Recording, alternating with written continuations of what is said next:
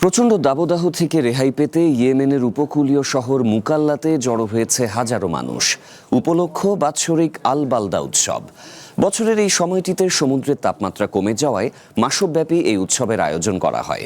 ঐতিহ্যবাহী নাচ গান আর সমুদ্র সৈকত ঘিরে এবারও নানা আয়োজনে মুখরিত দেশটির হাদ্রামাউত প্রদেশ। বার্ষিক এই আবহাওয়ার পরিবর্তনকে স্থানীয় ভাষায় বলা হয় বালদা স্টার। সমুদ্রের ঠান্ডা পানিতে ডুব দিয়ে গরমের ক্লান্তি দূর করছেন ইয়েমেনের বিভিন্ন প্রান্ত থেকে আসা পর্যটকরা। উৎসবকে কেন্দ্র করে স্থানীয় বাসিন্দাদের পাশাপাশি ইয়েমেনের নানা অঞ্চল থেকে আসা মানুষের সমাগমে পুরো মুকাল্লা শহর এখন উৎসব মুখর। তীব্র গরমের পর সমুদ্রের এই ঠান্ডা তরঙ্গে গা ভাসানো মানুষের জন্য এক বড় সুযোগ।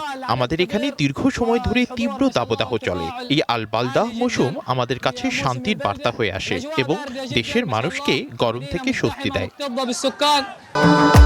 ভবিষ্যৎ হোক নিরাপদ, বিনিয়োগ হোক বিশ্বস্ত, আর আমার পছন্দ সল্ট বে। ওয়েলকাম টু সল্ট বে। সৈকতে গোসলের পাশাপাশি উপভোগ করা যাচ্ছে ঐতিহ্যবাহী ফোক নাচ ও সঙ্গীত পরিবেশনা। স্থানীয় সংস্কৃতি ও ঐতিহ্য ফুটিয়ে তুলতে বিশেষ উদ্যোগ নিয়েছে উৎসব কমিটি, যা এই অঞ্চলের অর্থনৈতিক সমৃদ্ধিতেও বড় ভূমিকা রাখছে। 2026 সালের আল বালদাহ পর্যটন উৎসবে স্থানীয় প্রশাসন বিশেষ জোর দিয়েছে, কারণ এটি প্রদেশের অর্থনীতির গতি বাড়ায়। এবার কমিটি গঠনের পর আমরা সাংস্কৃতিক ও ঐতিহ্যবাহী নানা ইভেন্টের পাশাপাশি পর্যটন উপাদানগুলোও দারুণভাবে যুক্ত করেছি।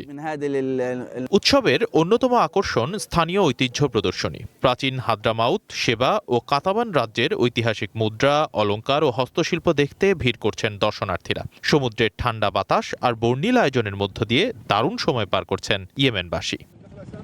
রকিব আহমেদ তমাল, ওয়ান ইন্টারন্যাশনাল ডেস্ক।